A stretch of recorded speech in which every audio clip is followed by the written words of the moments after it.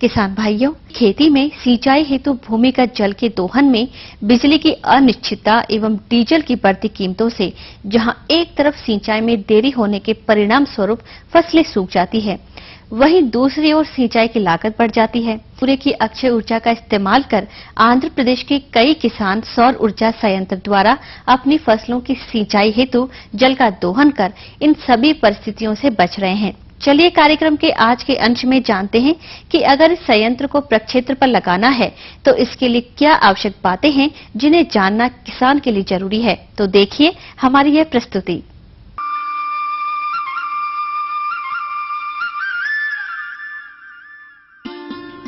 हम आपको बताना चाहेंगे कि इस तकनीक में प्रयुक्त होने वाला सोलर सेल सिलिकॉन नामक धातु से बनाया जाता है।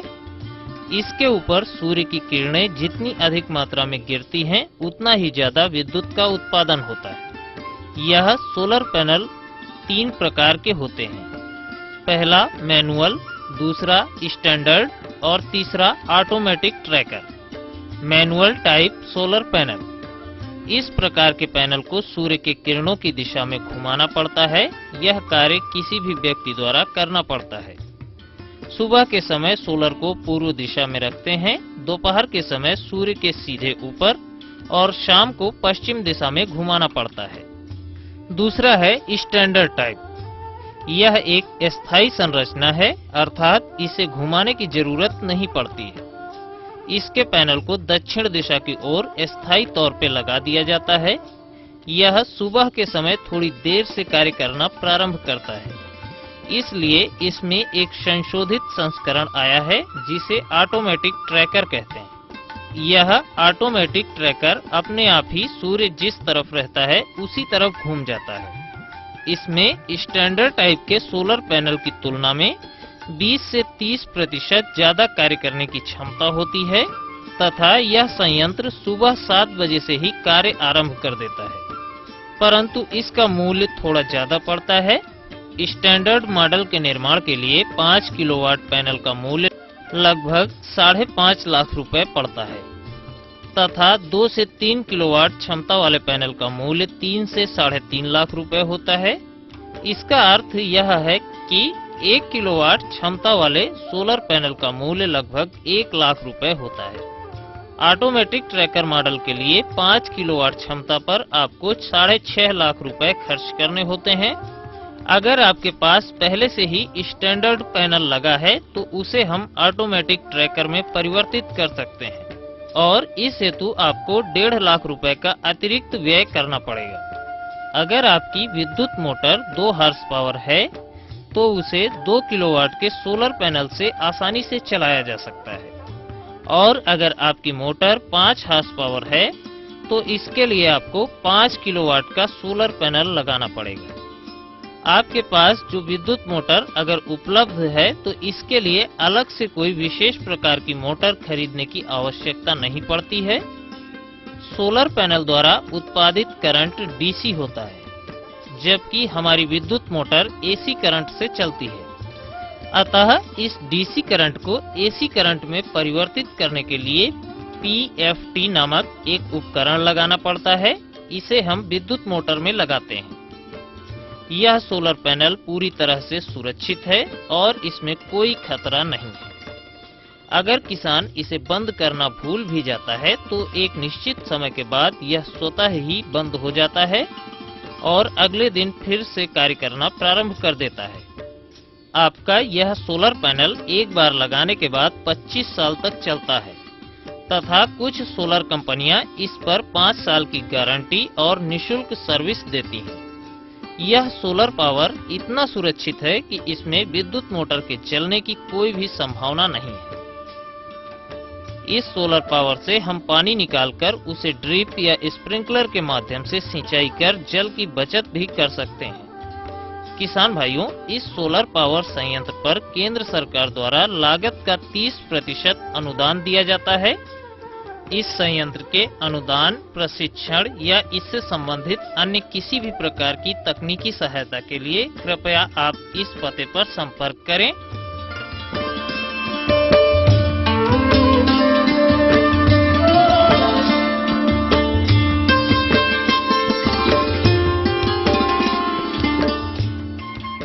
किसान भाइयों, यह सोलर पैनल संयंत्र न केवल आपको बिजली की अनिश्चितता से बचाता है, बल्कि विद्युत बिल तथा डीजल द्वारा सिंचाई में आने वाले खर्च की बचत भी करता है। इसके अतिरिक्त इसमें और भी बहुत सारे फायदे हैं, जिनको कि इस छोटे से अंश में समाहित नहीं किया जा सकता।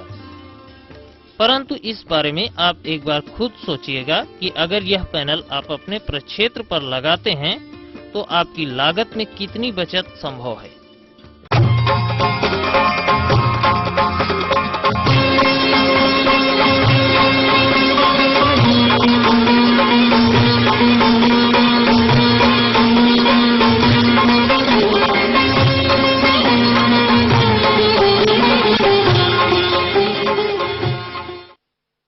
खेती से जुड़ा हुआ प्रत्येक किसान किसी न किसी व्यवसाय से जुड़ा हुआ है, जिसमें गाय पालन, भैंस पालन, बकरी पालन इत्यादि प्रमुख हैं, जिनके लिए पर्याप्त मात्रा में चारे की आवश्यकता होती है।